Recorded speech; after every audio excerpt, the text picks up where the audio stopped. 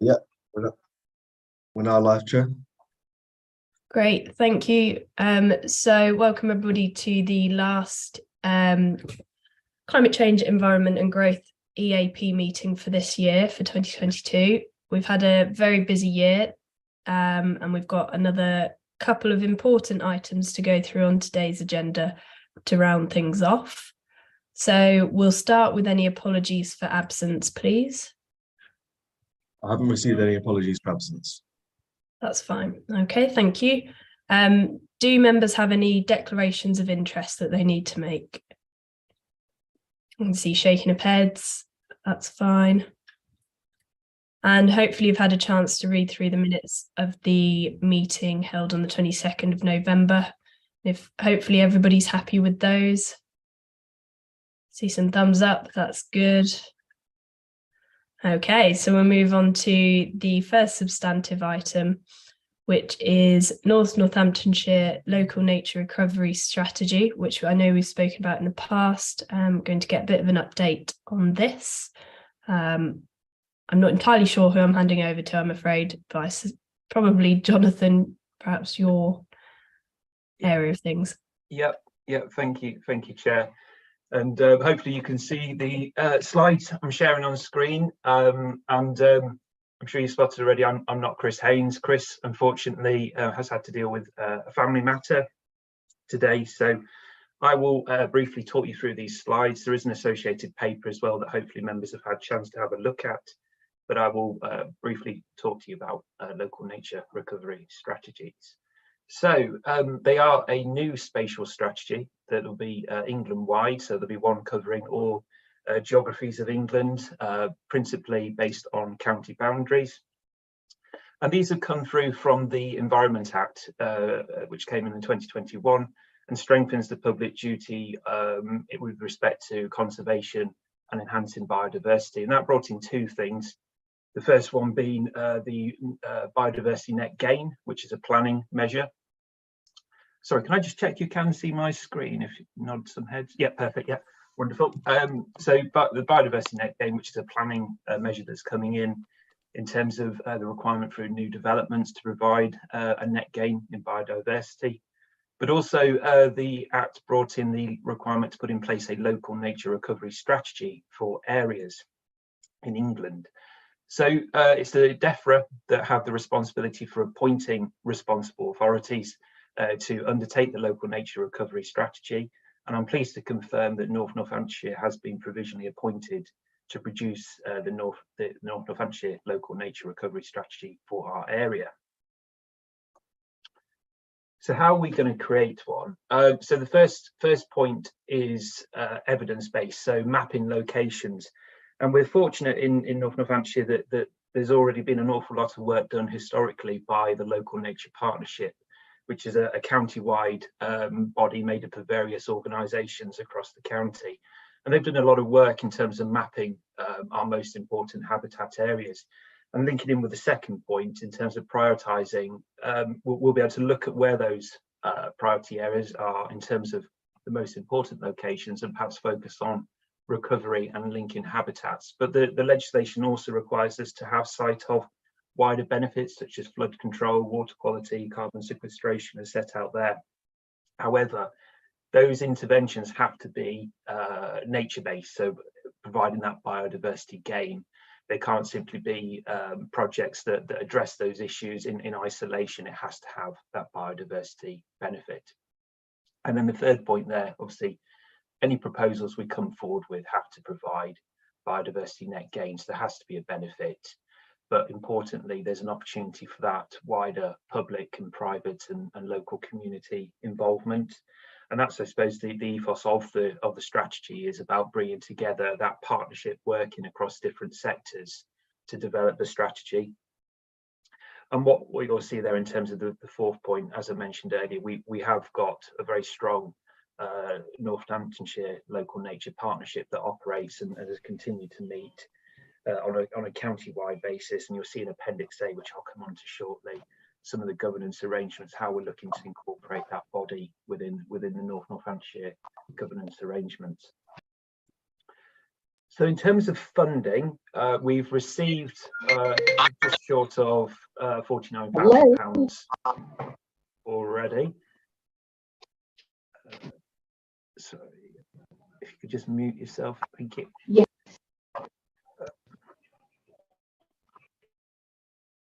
I'll keep going. £49,000 that we received with that last tranche, 32,500 being received very recently, and that's really seed funding, so that we can start to do some of the initial work to prepare ourselves for the local nature recovery strategy, not least getting in place some dedicated project officer resource to start developing and move the strategy forward. I mentioned there that we are expecting to receive further funding. In terms of the guidance and funding from DEFRA, that's not been confirmed yet, so there's a set of guidance to go with the strategy in terms of that will set out their expectations about how we go about actually putting one in place and what they want to see being covered. That's not been released yet. We're expecting that to come out over the next couple of months, and that will inform where we go. And we're the latest update, we're working to April 2023 for those strategies to be rolled out. So we want to be ready to go from that point. But we're expecting with the guidance will come the confirmation of how much additional funding there'll be. And that funding will be there to put the strategy in place. It's not there necessarily to deliver the strategy in terms of any projects or interventions that come out of it. It's purely there to get the strategy in place. So important things there in terms of we need the guidance and we also need the money to be able to deliver the strategy.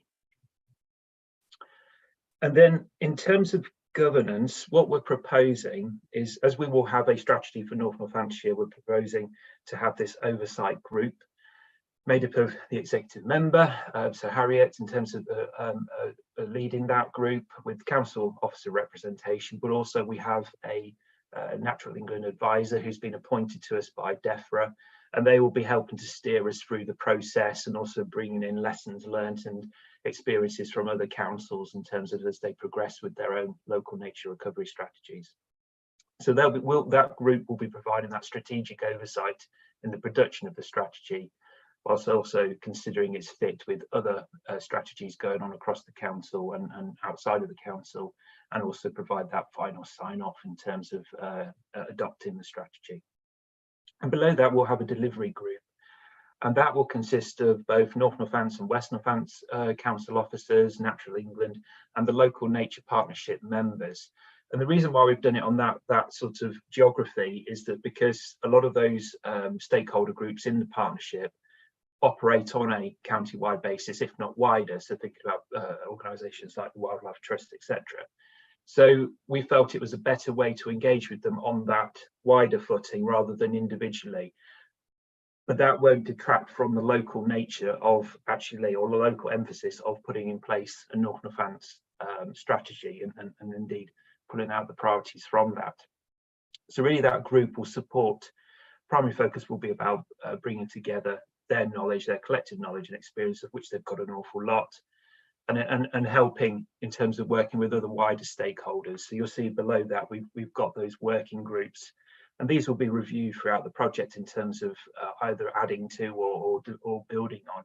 But initially we're looking at 3, which is a focus on land managers, which obviously builds in that important element of how we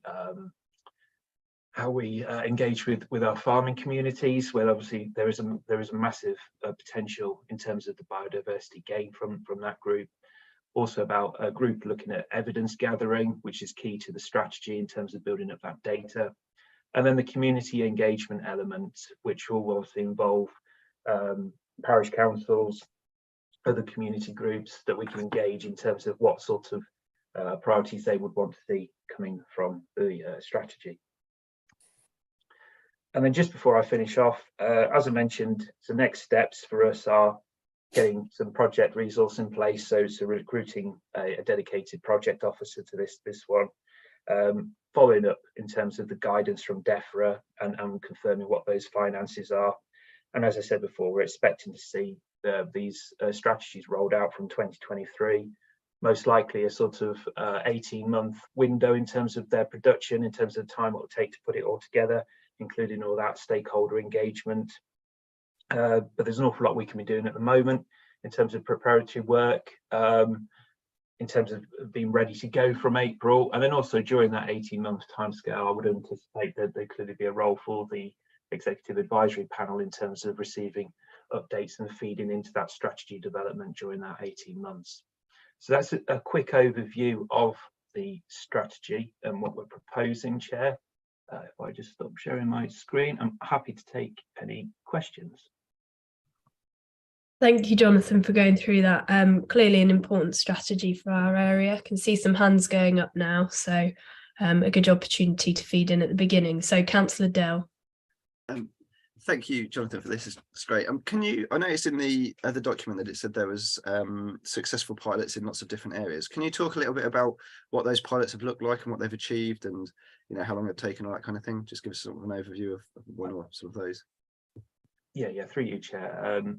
So the principal points that came out of those pilots were about the stakeholder engagement, so building up the community links. Now, well, so there's 2 points. I'll come on to the second one in a minute. But in terms of the community engagement and stakeholder engagement, the focus was around making sure we were engaging with farming communities, wildlife partnerships locally. So I think from our point of view, we're in a good position that we've already got that group formed through the local nature partnership. And really, this is an opportunity to, rather than to duplicate it or replicate it, just to build on that partnership. And there might be other organisations that come out of the woodwork in terms of the initial engagement we're looking to do over the next couple of months, where others come forward and want to join that partnership and have an involvement either in the oversight group, the working group, or in one of the engagement groups. So there's that was the key point in terms that came out from the pilot. The other point that came out was the data. In terms of having the evidence, it has to be evidence-based. And again, we're given some of the work the local nature partnership have done previously in terms of habitat mapping, which was quite a significant piece of work they did a few years ago. We're in a fairly good position from that point of view. It's just about coordinating it and bringing it together. So those are the two. There may have been others, but they elude me. But those are the two main themes that came out of the lessons learned. And there is a lessons learned website where they've articulated and set out some of those bits. So we have had a look at that, but by all means, have a look also in terms of the government website. Thank you. I happened to be on a call where some of the councils who did the pilots were, and they talked about how important it was to really tailor it to your area. So there was somewhere where it was coastal, and they'd included I believe the marine habitats into theirs, because that was important part of their local nature and all of that. So a good opportunity in front of us. Councillor O'Hara. Thanks, Chair. You've beat me to it. I was going to ask you whether it's going to include all the rivers in that, because of the habitats that are kind of being overtaken and obviously used a lot during COVID and are used a lot now. Darren mentioned paddleboarding, but I know that the Friends of the River Nen, I mean, they try and keep that area quite tidy and are very aware of the coexistence of the aquatic habitats and also, all the farmland that comes butts up onto the river and its tributaries. So it'd be nice to see that the work is done along there, because obviously they have to keep the vegetation at a certain level, but also mindful of it's farmland, and we don't want to be trespassing on that kind of land or impinging on the work that they do, because at the end of the day it's providing food for this country. So just wondered how that works in terms of the partnerships that we set up, the liaison with the groups that have been set up along the river, and again with the farmers as well. Yeah, through you, Chair. So yes, the short answer to your question is yes, that we will include rivers, particularly River Nen. The Nen Rivers Trust are already on the local nature partnership, so they will be part of this. I think there's that wider piece which is alluded to in the report in terms of that wider working, in terms of working with West Northants, but also working with our other adjacent local authorities, in particular Peterborough, where the Nen runs from there. Clearly nature doesn't stop at those borders, and it's important that whatever we're proposing works in terms of further up and further down the river. So there will have to be that wider involvement, but certainly watercourses will be an important element of the strategy. Chair, may I just ask one more question? That obviously, because of the way the world's changed, a lot of animals are being kind of pushed out of their habitats. I'm thinking of like the red kites, because like we have them coming in that you only used to see them nesting along the rivers. Now you see them coming across the towns and what have you. I know in Rutland that happens a lot. They're kind of over the cricket ground in Barradon and seem to have made their nest there. So I don't know how that impacts whether we have a liaison with the Wildlife Trust for those kind of things, or RSPB. I don't know if that's part of this strategy as well. I'm assuming it is. Yeah, through you, Chair. Yeah, it is. The Wildlife Trust are on the nature partnership, so they will be a key partner, and we are looking to work with them in terms of some of the wider stakeholder engagement and work they can do to push out to organisations they get involved in, and how they can raise the profile of partnership in terms of what we're doing. So yeah, no, the Wildlife Trust, the Woodland Trust as well, they'll all be involved in this. Thank you. Thank you. Councillor Dell. Thank you, Chair. Just a quick, so I'll just sort of clear. So at the end of this process, are we looking to have specific areas that are protected or more focused on habitat recovery and nature, and are those areas, because obviously we already have nature reserves and local wildlife sites and things like that, and are those areas given any sort of protection for prevention of development, say, or something like that? Is that, have I misunderstood? Sorry, this is obviously at the end of the whole process. Thank you. Yeah. Again, through you, Chair. So the strategy will have priority actions, and that might be developing, expanding, or new wildlife areas that provide that improved diversity. So it could be about linking different habitat areas, or indeed entirely new ones. I suppose in terms of those priority actions and those areas, they won't necessarily have an increased level of protection, but we will have a duty on us to have regard for those areas as part of our decision-making process, and it will sort of feed into, in many respects, some of the planning considerations around that having that regard for the local nature recovery strategy. So where the strategy will have benefits is, if, for instance, biodiversity net gain in terms of the planning process, if there was a requirement for that off-site provision of biodiversity improvement, areas within the local nature recovery strategy could be areas that would come forward to say, actually, that's where it would be of most benefit in terms of spending money. Because remember, what this strategy isn't doing, it's not obtaining any money to deliver those actions. That will be the next step in terms of looking for opportunities, either through planning monies, through public sector grants that might become available to help us implement those, or indeed trying to leverage private sector money to invest into the different strategy actions that come out. So it's the strategy will have the actions, but it's the implementation which will be key in terms of how we move that forward. And I think that's something we've got to factor into developing that. The only other onus on us will be that we have to produce so we're responsible for developing the strategy, but not actually delivering it necessarily. But what we will have to do is provide a status update every 5 years in terms of what actions have been delivered and what progress has been made. So we as a responsible authority have to put the strategy in place, but it's endeavouring to provide that wider responsibility for implementing it across private and public and charitable sectors.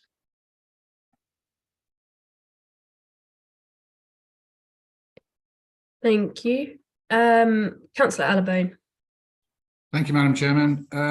I was just wondering whether the DEFRA support moving forward is likely to change, because having dealt with DEFRA all my working lifetime in one format or another, they do move the goalposts from time to time, fairly regularly actually, and that's one of the reasons that's holding up my own countryside stewardship, which I wanted to redo, having done one for 10 years, with establishing nectar mix and wild bird seed and non-cropping and what have you.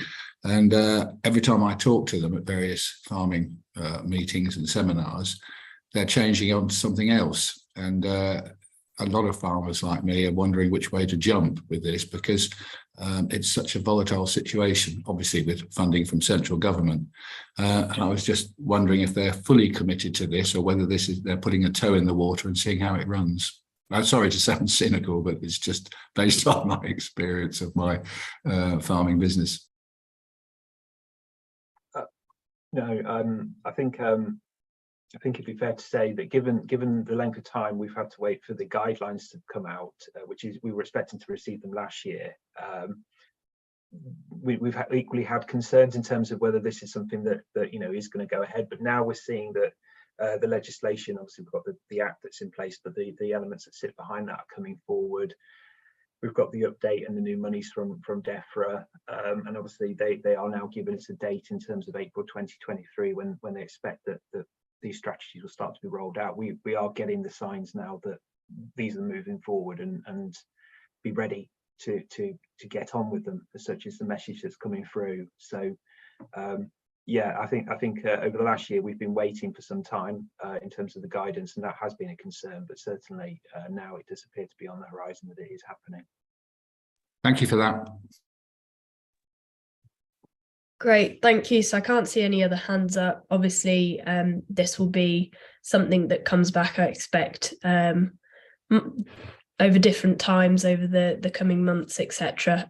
So plenty of opportunities to get involved with that. And thank you, Jonathan, for the presentation on that. Going to move to a presentation, I believe, relating to a hydrogen valley concept. So you can see we've got some external speakers on screen, but just want to check who I'm handing over to first for that. It's Dr. Kelly Manders initially, I think, Chair. Perfect. Thank you all. Over to you for this. Thank you, and many thanks for the invitation to speak today. I hope you can hear me okay. I have got a bit of a cough, so I will apologise in advance if I have to go off screen a little bit. I've got a presentation to give to you. I don't know, am I sharing the slides or someone? Am I okay to do that?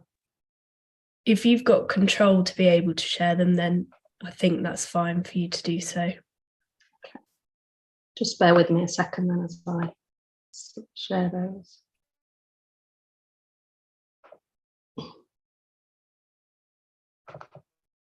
So that should be coming through now, if you can see those. Yeah, we can see that. Excellent. Okay. Well, thanks again for your time today, and I hope I can take you on this journey with us through this vision that we have for Hydrogen Valley. So my name is Kelly Manders and I work for Cadent Gas. We are the largest gas network covering your geographical footprint. So if I just move to the next slide, I hope that this.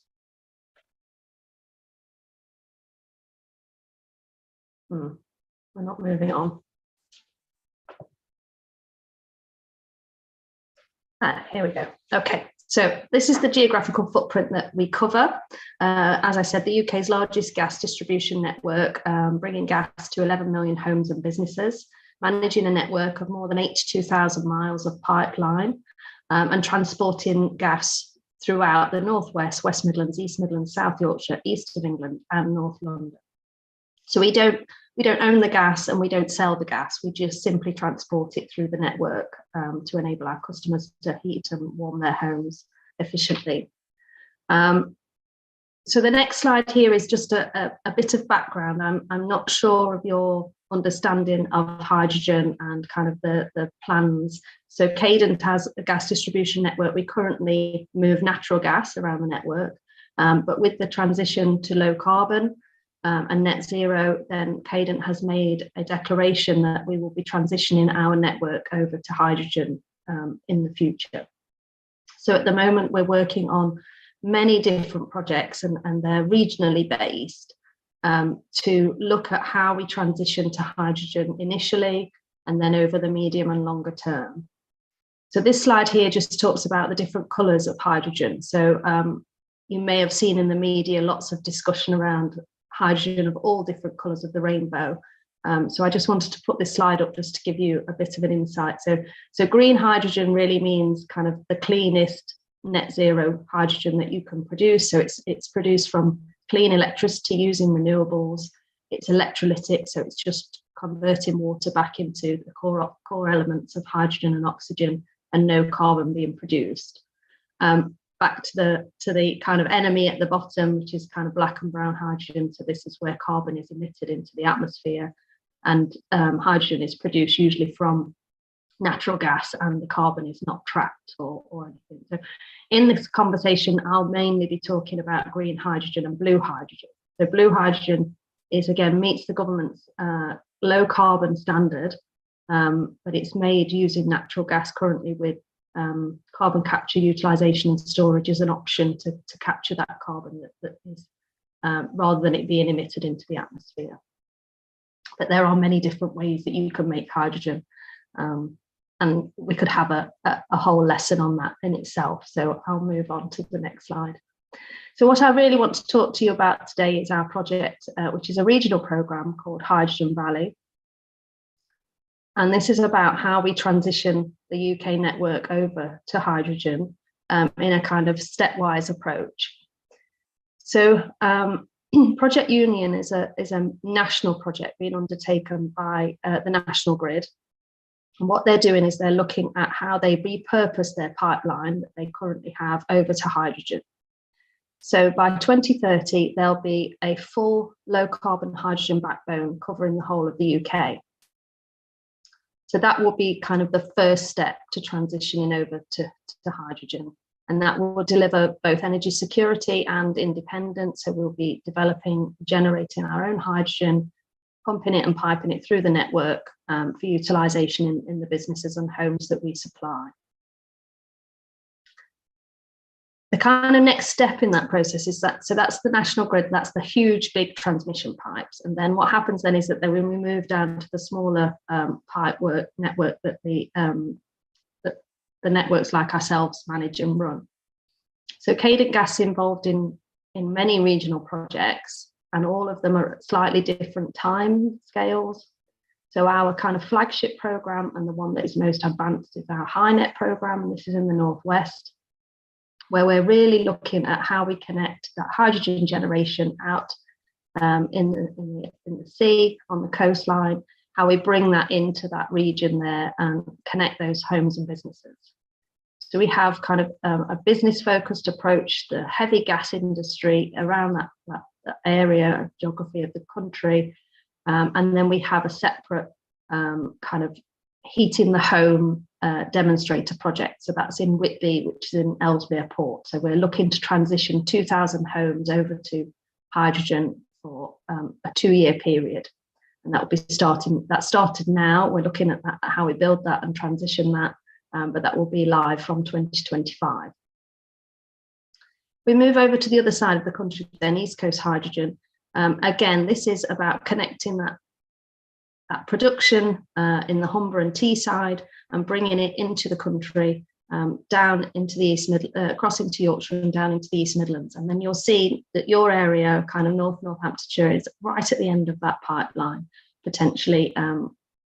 Again, we're at the initial stages of this process, and we're looking at the kind of feasibility study for how we build that pipeline and the exact direction of travel that pipeline goes. But that will be a new 100% hydrogen pipeline that we're looking to build in that region. And then finally, we've been working on capital hydrogen, which is how we transition the gas network for London, the east and southeast of England. And you can see that the kind of coastal area of East Anglia is fundamentally important for this kind of transition, because this will feed and supply the area of east of England across into Peterborough and Cambridge, and also down into the city of London. So again, which route do we take? Who do we connect first? How big does the pipe need to be? Is all the questions that we're asking at the moment. So that just gives you some kind of regional context. And then if I introduce now our Hydrogen Valley programme, which specifically covers your area as well. This is kind of what's left over of the Cadent network. And because it was kind of the landlocked area, it was the most challenging. And so it's been looked at kind of in the last stages of the work that we're doing. So again, the ambitions are exactly the same: to transition the network over to hydrogen, to move to net zero, and to look at how we do this feasibly over the next kind of 10 to 15 years. So these are kind of major infrastructure projects that we're talking about. So the Hydrogen Valley programme itself is looking at the feasibility of that transition. So which pipelines do we repurpose? Where do we need new build? Where are the heavy gas users that we need to transition first? And look at that roadmap. And also, we're also undertaking a programme of looking at investable propositions. So where there are potential clusters of demand and clusters of supply, how can we get that investment into this region and make sure that it happens effectively and efficiently for the people of this particular geography. So at the moment we're developing our consortium. So we've got some key names, key heavy gas users, and I guess this is really why I've come to talk to you today. We'd be really keen, and we really would like you to kind of support what we're doing and help us to shape the programme as we move forward, to make sure that we get the kind of priorities of your area into the programme, to make sure that we connect those heavy businesses, heavy gas users in your geographical footprint into the programme, make sure we understand what their demands are, what their priorities are, and help those businesses to transition to net zero as effectively as we can. So that just gives you a few hints of few people that we've been talking to. We are building this consortium, and we'll have regular updates to update all the partners involved with the progress of the programme. So you would be invited along to join us to see where we are with the programme and how we're moving forward. So essentially what we've been doing is talking to people about what their priorities are, how we repurpose, how we build a new pipeline if it's necessary. But essentially what we're gathering and what we're seeing is that this is really important for job creation, for new job creation, for upskilling, but also for actually keeping people in the particular regions that we're talking to. Because if hydrogen doesn't become available quickly and effectively enough, then we may see kind of job losses of companies that have to move to where that hydrogen becomes available in order to help them meet their net zero priorities. So it is about job creation, but job protection as well. So we're looking to establish the hydrogen economy in this region to accelerate industrial decarbonisation, attract investment, as I mentioned, and enhance kind of social economic benefits around job creation, GVA, etc. And then look at what the actual big infrastructure opportunities are to make sure we secure this hydrogen in the region that we are generating ourselves and utilising. So these are some of the social economic benefits that we've been talking about. So job creation, helping people to decarbonise and gaining that greater investment in the region. So attracting private investment to transform this particular region of the country over to net zero. So we are learning a lot from the people that we're engaging with, and I'd be keen to understand kind of some of your priorities and your preferences as we move forward. We are seeing, you know, who goes first? Is it production? Is it demand? Who takes the burden of the cost away? There are some kind of political aspects as well as some decisions with BEIS and government for their kind of position on hydrogen. They are very supportive currently, but there are some key decisions that will be coming through over the next kind of 2 to 3 years. So we have to take some of those into context and be mindful of those changes. But we do see that there is kind of really big opportunities for collaboration and regional development in this geography.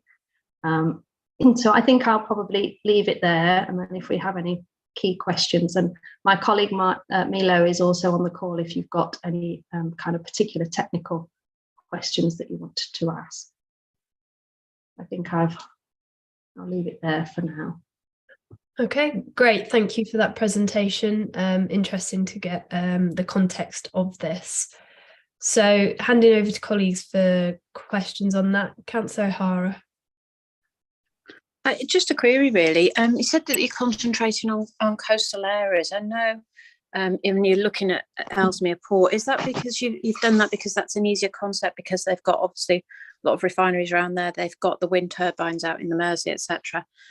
And therefore, if the implication is that you need that kind of electricity producing, obviously in this area we have the Burton Wold wind farm, and there's various projects in terms of having solar farms right across Northamptonshire. And looking at the map that you've just shown us, obviously it's quite new, so it's quite it's a high investment kind of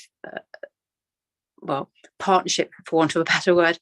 But I just wonder how you think that investment is going to come along when, you know, a lot of the companies are already struggling with the cost of electricity and, you know, the cost of gas, etc.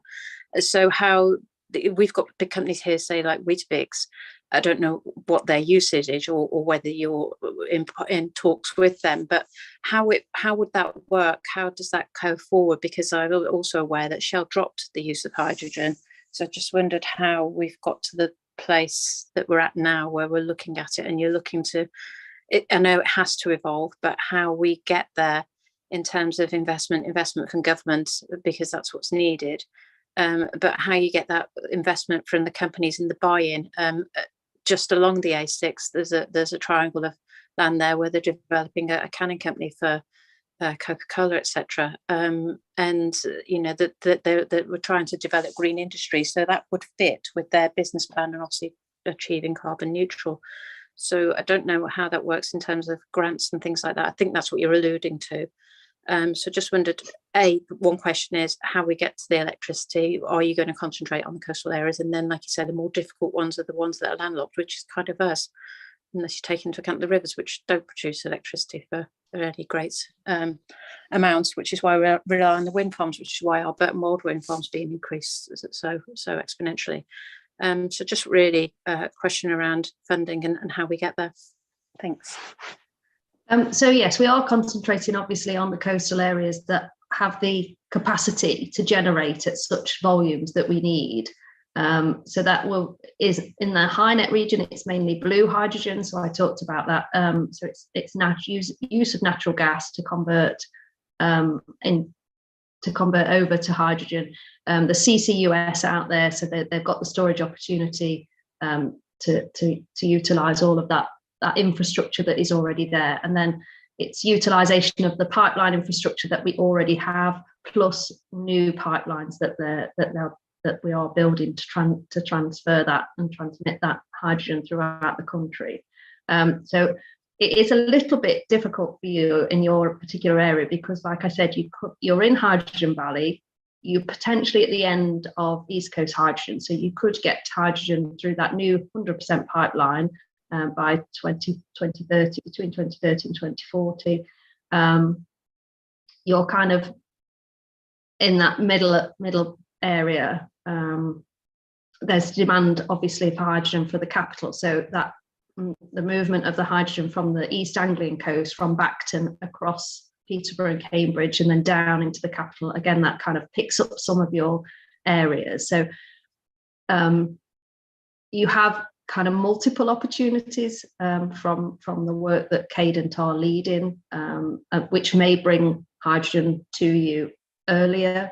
What you're talking about with wind farms and kind of the solar that you have internally, kind of in the landlocked area, that has opportunities for kind of green hydrogen production locally. So if you're talking about kind of small scale local generation, and we are talking to some companies that are already involved in that or planning to do that themselves. So generating it themselves and either using it themselves or within a cluster of companies or whatever. I mean, you mentioned Shell as well. I think they've kind of pulled out of hydrogen for transport.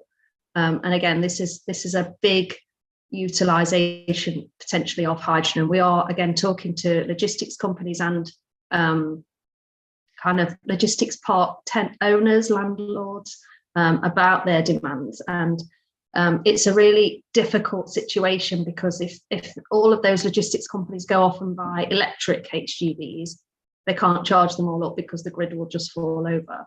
If they go and buy hydrogen HGVs, then the refuelers are not really ready yet. The network, there are hydrogen fuelers around, but the network is not sufficient to support the volumes that we would be talking about. So again, we are having conversations and discussions around all of those areas. And again, kind of for the logistics companies, they have the opportunity to transition that over. If they choose to buy hydrogen, they would probably have storage on their sites to allow them to refuel directly, rather than use a national network. They would be kind of self-sufficient on that. Does that answer your questions? Because it was quite, it covered quite a lot of areas.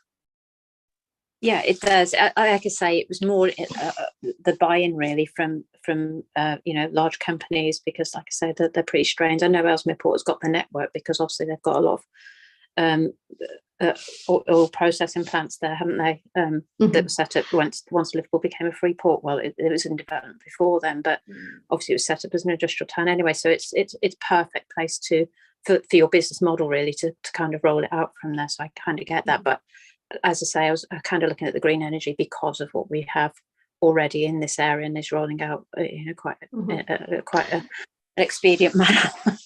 So the companies that we talked around in your particular area, I mean, to be fair to them, they have electrified where they can. So they are transitioning to net zero, and they've taken the steps as far as they can, and now they're stuck.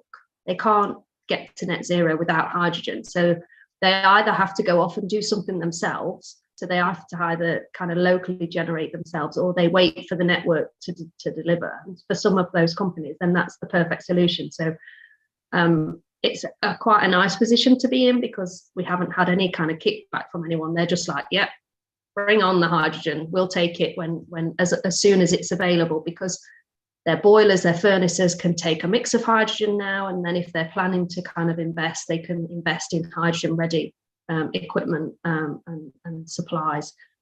So we're not seeing any kind of pushback at all from the industrialists. So we would love to talk to Weetabix. We haven't been able to make contact with them yet, but they wouldn't be as heavy a gas user as kind of some of the really big players that we're talking to, because they're food and drink. So they wouldn't.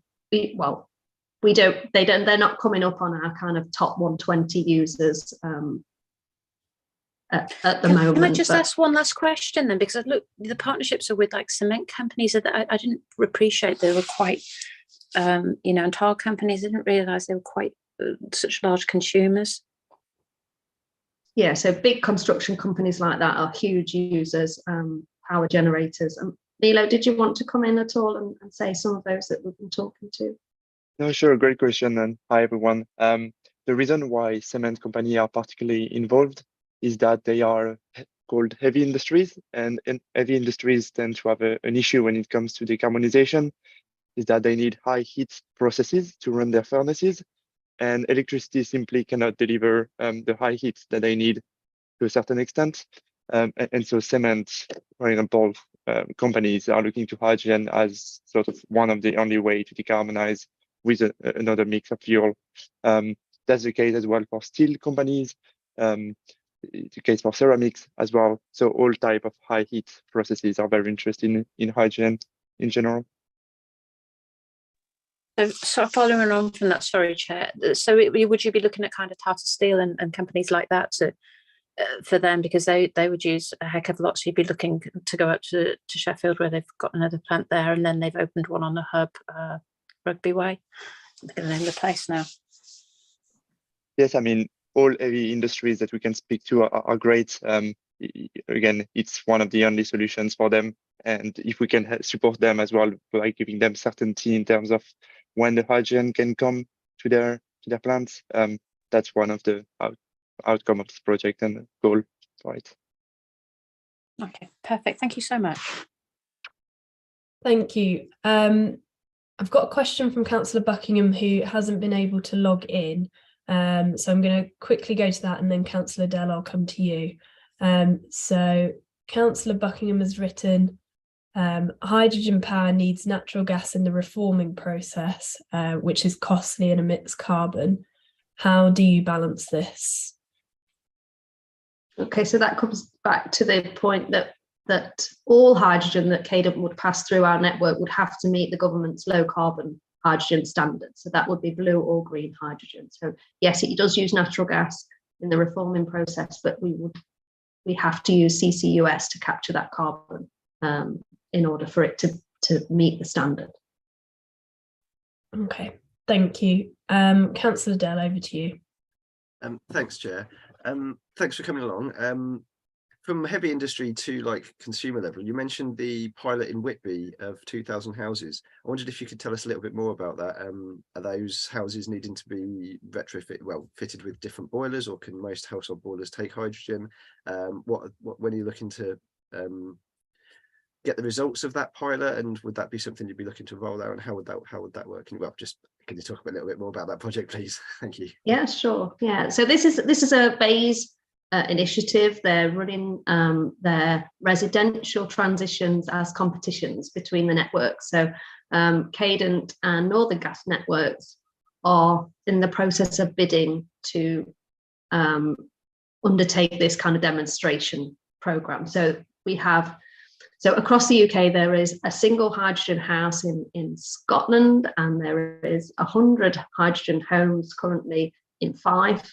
And this would be the next stage of that. So this is the transition of 2,000 houses. So our demonstrator is in Whitby, as I said, near Ellesmere Port, and MGN's is in Redcar, so on the other side of the coast, utilising the hydrogen generation on that side of the coast.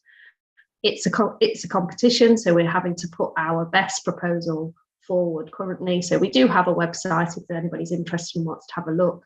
But we're in that kind of process of consumer engagement at the moment. So we're working with those 2,000 householders to get them to understand, what are we going to do to them? The government have said, pick a place, and this is what will happen. This is what we're tasking you with doing. So we're working with them to get them to understand, answer those questions around safety and what's the transition, what is it going to cost me, and how, or what effect will I see? And we actually have a kind of a demonstration centre there for them to go into and look at the equipment that's available, ask lots of questions to the team. Each of the homes is currently being asked if we can come in and give them a home assessment. So we're looking at how we can help them to transition. And each of them, those homes will be provided with a new hydrogen-ready boiler, and other equipment, so the hob, and if they have a gas fire, then we're looking at all of those appliances and moving things across for them. So there's also a school in the village, and various businesses, shops, and things like that. So we're in that kind of learning process at the moment, understanding what the issues will be, what the challenges will be, and how we can build those together into kind of the big proposal that needs to go back to BEIS for the decision to be made. But BEIS will be making a home heating decision around hydrogen in 2026. So if it will either be yes, hydrogen in every home in the UK, or no. So this is a kind of go or no go to see whether or not it works on those kind of 2,000 homes that we're proposing to transition. And then they'll look at the kind of next stage of a bigger rollout. What will that look like in order for us to get to net zero? Thank you. Thank you. Councillor Watt. Thanks. Apologies for being late, and apologies for missing most of your presentation, but I'll just wade straight in there with hydrogen. I'm afraid is not the route for us to go down for home heating or using the homes. Electrification is the route to take. It's quite clearly, it's if you're going to use it for home heating, then it's 6 times more efficient to use air source heat pumps. As you've just said, it's all or nothing for hydrogen. All of our pipework has to be ready for it. all of the appliances that are going to be in homes have to be ready for it, and then there's the switch over. So that is a massive amount of work to undertake when we can just put air source heat pumps in as and when people's boilers fail. The carbon capture has not been is not successful. It's about 30% at best. Currently 98% of all hydrogen comes from steam reforming of natural gas. It contributes to obviously CO2 emissions. Hydrogen, also burning hydrogen, also emits NOx as well, particulates. So this is not something I think that Northamptonshire should go down, even on the hydrogen bus routes or anything like that. We should be going down an electrification route, because I think it is just entirely more efficient. This is a dead end, and it would build us into a reliance on hydrogen that we don't need. I'm sorry, but thank you. No, that's fine. There are two trains of thought around hydrogen and electrification. Just on the home heating, it will be a kind of government decision, and they are running a number of consultations, building all of that kind of data and evidence base together. The issue around electrification is the cost. So the cost of a heat pump is not possible for a lot of people. It's quite expensive. It is significantly expensive and expensive to run. So there are pros and cons of both aspects, absolutely. So we're just in the phases of following kind of what we've been given a mandate to do and to move towards. And just on my side, to give some clarification on the Hydrogen Valley, the program tries to really focus on industries and transport hub. We try to stay away from the heating debate, just because we believe that hydrogen is going to be needed in the region for those heavy industries. And depending on the government decision, then that can be completed to other uses. But really, the program is all about heavy industries and large logistics hub to decarbonize. I agree, it has a role, but home heating is not one of them. Okay, thank you. So I think I can't see any other hands up. We've gone through quite a number of questions there, which was useful to get the background, the context for the area and the different options that are being explored locally and nationally in relation to this. So thank you both for coming along and speaking to us and for answering the questions there. It's really appreciated. More generally, that does conclude the items we've got on our agenda today. We will be meeting next at the end of January for another busy year, I'm sure, in terms of the EAP. So thank you to all of the councillors for their input this year. And a big thank you to all the officers who have worked so hard bringing all the information to us, answering questions and getting the meetings up and running. It is really appreciated. And I hope that everybody has a very nice Christmas break. Take care.